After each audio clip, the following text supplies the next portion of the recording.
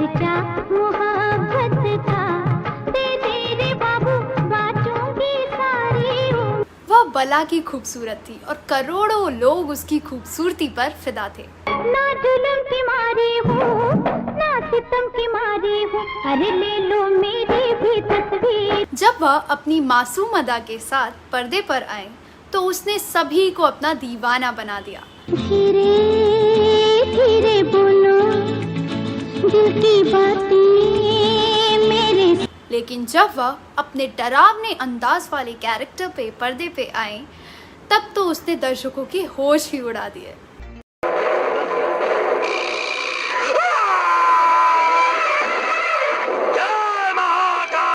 भोली सी सूरत तथा मासूम सी दिखने वाली इस हीरोइन ने हालांकि बहुत कम फिल्मों में काम किया, लेकिन अपनी खूबसूरती और अदाओं से ज़माने पर खूब सितम ढाया और दर्शकों के दिलों पर सालों तक राज किया।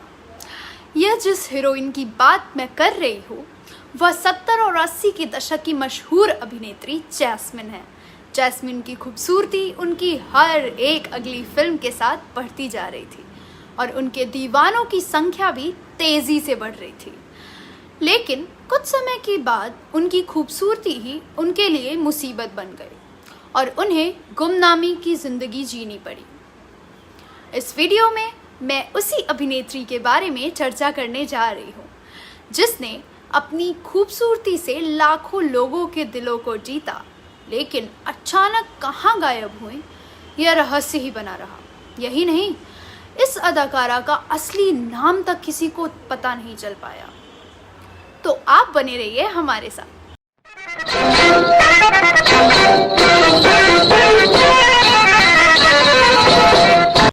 नमस्कार दोस्तों, मैं आपकी दोस्त और होस्ट नंदिनी।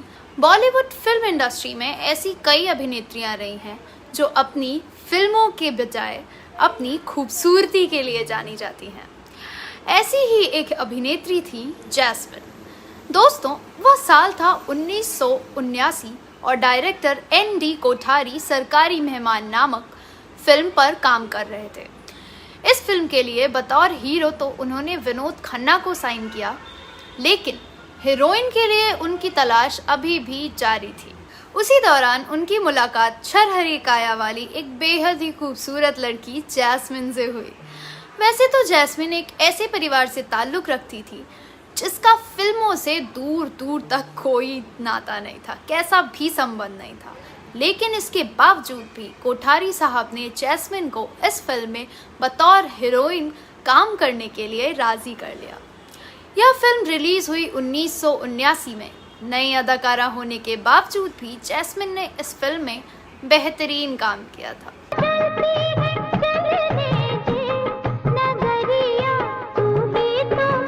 और जैस्मिन पर कई गाने फिल्माए गए थे। इनका संगीत भी काफ़ी उम्दा था, लेकिन फिल्म सुपरहिट नहीं हो पाई और इस सब का दोष मर दिया गया बेचारी जैस्मिन पर। फिर क्या था, उसके बाद लंबे समय तक किसी और डायरेक्टर ने उन्हें या तो काम नहीं दिया या फिर उन्होंने खुद ही कोई काम नहीं किया। यह बताना थोड़ा मुश्किल है। इसके बावजूद कोठारी को जैस्मिन की काबिलियत पर रत्ती भर भी संदेह नहीं हुआ और फिर 4 साल बाद डायरेक्टर कोठारी ने एक बार फिर से अपनी फिल्म डाइवोर्स में जैस्मिन को बतौर अभिनेत्री लॉन्च किया। 1985 में रिलीज़ हुई यह फिल्म एक रोमांटिक ड्रामा थी। इसके मुख्य अभिनेता थे गिरीश और मुख्य अभिनेत्री थी शर्मिला टैगोर। जैस्मिन को सह कलाकार विजय के साथ लिया गया था और उन्होंने इस फिल्म में कमाल की एक्टिंग की थी। इस फिल्म में जैस्मिन ने एक भोली भाली लड़की का किरदार निभाया था।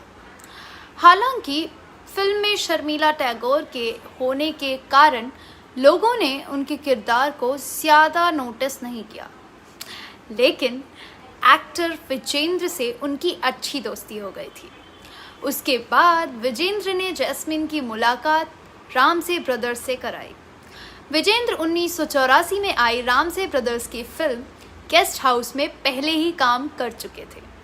रामसे ब्रदर्स 1985 में अपनी आने वाली फिल्म पर विजेंद्र से चर्चा भी कर रहे थे। लेकिन अभिनेत्री का चुनाव करना अभी बाकी था। जब विजेंद्र से इस फिल्म के लिए अभिनेत्री के लिए सलाह मांगी गई तो विजेंद्र ने बतौर अदाकारा जैस्मिन का नाम सुझाया। फिर जैस्मिन के नाम पर सहमति बन गई। इस फिल्म की कहानी रामसे ब्रदर्स में से एक श्याम रामसे के साथ हुई एक सच्ची घटना पर आधारित थी। दरअसल रामसे ब्रदर्स की एक खासियत थी कि वे अपनी फिल्मों की शूटिंग महाबलेश्वर के आसपास ही करते थे। कहा जाता है कि एक बार जब श्याम रामसे शूटिंग के लिए महाबलेश्वर के पास से गुजर रहे थे तो रास्ते में उनके साथ एक अजीब घटना घटी। घने कोहरे के बीच पहाड़ों की ओर से उन्हें अपनी ओर एक बेहद खूबसूरत लड़की आती हुई दिखाई दी थी। उस लड़की के चेहरे पर एक अजीब सी मगर एक बेहद रहस्यमयी मुस्कान थी। उसकी आंखें बड़ी बड़ी थीं। वह बहुत ही खूबसूरत लग रही थी, लेकिन इस वीराने उसका होना सामान्य नहीं था और वह काफ़ी डर गए। श्याम रामसे ने उस समय इतना साहस भी नहीं किया कि उस लड़की के पास रुककर थोड़ी सी बात कर ली जाए, लेकिन इस घटना को उन्होंने पर्दे पर उतारने का निर्णय ले लिया। इस फिल्म का नाम वीराना रखा गया। इस फिल्म की पूरी कहानी उसी लड़की के इर्द गिर्द घूमती दिखाई गई और इस फिल्म में उस रहस्यमयी लड़की को एक चुड़ैल में बदलते दिखाया गया। लेकिन रामसे ब्रदर्स को एक ऐसी खूबसूरत लड़की की ज़रूरत थी जिसकी आंखें बेहद खूबसूरत हो और वह उसी कद काठी की हो जिसे श्याम रामसे ने रास्ते में देखा था। जैस्मिन का व्यक्तित्व भी 4-5 वर्षों में काफ़ी बदल गया था और खूबसूरत तो वह थी ही, तो इसीलिए रामसे ब्रदर्स की वह पहली पसंद बन गई थी। रामसे ब्रदर्स ने उन्हें सलाह दी कि वह अपना वज़न थोड़ा सा और बढ़ा ले ताकि वह फिल्म के किरदार निभाने के लिए और भी अधिक सेक्सी और बोल्ड नजर आए। जैस्मिन ने वैसा ही किया। इस फिल्म के लीड रोल में थे एक्टर हेमंत, लेकिन एक्टर विजेंद्र भी इस फिल्म में महत्वपूर्ण भूमिका में थे। कहानी की डिमांड के मुताबिक उस हीरोइन को जमकर एक्सपोज करना था। इधर जैस्मिन को भी अब समझ आ गया था कि अगर फिल्मों में धाक जमानी है तो उसे ग्लैमरस किरदार अपनाने होंगे। जैस्मिन ने इस मौके को अपने हाथ से जाने नहीं दिया और वीराना फिल्म साइन कर ली। उन्होंने कहानी की ज़रूरत के अनुसार ही अपना वज़न बढ़ा लिया और कई बोल्ड सीन्स शूट करवा डाले, चाहे वह बेडरूम सीन हो या बाथरूम। जहाँ जहाँ जैसी ज़रूरत पड़ी उन्होंने बोल्ड सीन्स शूट करवाए और जमकर एक्सपोज भी किया, जो कि उस समय की फिल्मों में उतना देखने को मिलता भी नहीं था। जैसे ही फिल्म रिलीज़ हुई तो हर तरफ हंगामा मच गया। बॉक्स ऑफिस पर यह फिल्म सुपर हिट रही और पैसे की बारिश होने लगी। ना जुल्म की मारी हूँ, ना सितम की मारी हूँ, अरे ले लो मेरी भी तक। खूबसूरत चेहरे, हॉट बॉडी और बोल्ड सीन्स की वजह से जैस्मिन हर किसी के दिल पर राज करने लगी। इतना ही नहीं, फिल्म वीराना के बाद जैस्मिन को हिंदी फिल्मों की सबसे खूबसूरत चुड़ैल का टाइटल भी मिल गया। इसके बाद जैस्मिन बॉलीवुड की एक कामयाब और ग्लैमरस अभिनेत्री मानी जाने लगी। हालांकि वीराना के बाद जैस्मिन ने कई और हॉरर फिल्मों में काम किया, जिनमें बंद दरवाज़ा, डाक बंगला और पुरानी हवेली जैसी फिल्में शामिल हैं।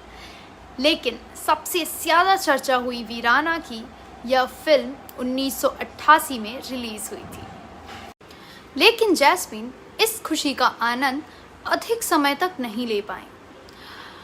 एक दिन जैस्मिन की खूबसूरती के प्रशंसक ने उसे एक फ़ोन किया और इस फ़ोन कॉल के बाद तो वह इतना डर गई कि उन्होंने अपने घर से निकलना भी बंद कर दिया था। दरअसल यह फ़ोन किसी साधारण आदमी का नहीं था, बल्कि एक अंडरवर्ल्ड डॉन का था। उस ज़माने का हर बंदा उस डॉन से परिचित था। वह जैस्मिन को पाने के लिए किसी भी हद तक जाने के लिए तैयार था। कहना गलत नहीं होगा कि इस हीरोइन की खूबसूरती की इसी के लिए मुसीबत बन गई। कहते हैं कि उस डॉन के डर के कारण जैस्मिन ने रातों रात भारत छोड़ दिया और अमेरिका में बस गई। वहाँ पर जैस्मिन गुमनामी का जीवन जीने के लिए मजबूर हो गई थी। वहीं कुछ लोग यह भी कहते हैं कि जैस्मिन जॉर्डन चली गई थी और वहाँ जाकर योग सिखाने लग गई थी। लेकिन श्याम रामसे ने यह कहकर यह सनसनी फैला दी थी कि जैस्मिन भारत में ही है और वह जल्द ही वीराना पार्ट 2 में नज़र आने वाली हैं। लेकिन कुछ समय बाद ही श्याम रामसे का निधन हो गया और जैस्मिन के फैंस का इंतज़ार अधूरा ही रह गया। कहा जाता है कि उनका पूरा नाम जैस्मिन भाटिया है। कुछ रिपोर्ट्स में उन्हें जैस्मिन धुन्ना भी बताया गया है। जैस्मिन ने वीराना फिल्म साइन करते समय अपना नाम जैस्मिन ही बताया था। लेकिन कुछ रिपोर्ट्स कहते हैं कि इस हीरोइन का असली नाम जैस्मिन था ही नहीं, जबकि अपनी पहली फिल्म के क्रेडिट सीन में भी जैस्मिन ने अपना नाम जैस्मिन ही रखा था। कई लोग उसे पंजाबी भाटिया परिवार की पैदाइश भी मानते हैं, लेकिन जैस्मिन के परिवार का कोई भी सदस्य इस बारे में जानकारी देने के लिए मौजूद नहीं है। आज भी जैस्मिन की कोई खबर नहीं है। कुछ लोग कहते हैं कि वह शादी करके विदेश में रह रही हैं, तो कुछ का मानना है कि अब इस दुनिया में वो नहीं है। उनका कोई सोशल मीडिया अकाउंट भी नहीं है, यानी जैस्मिन के बारे में किसी के भी पास कोई भी पुख्ता जानकारी नहीं है। तो दोस्तों, यह वीडियो कैसा लगा ज़रूर बताएं। जैस्मिन के बारे में आपके पास कोई और जानकारी है तो कमेंट बॉक्स में ज़रूर लिखें। अगले वीडियो में मैं फिर फिल्मों, गीतों और फिल्मी हस्तियों के बारे में जानी अनजानी जानकारियाँ लेकर हाजिर हो जाऊंगी। तब तक के लिए नमस्कार।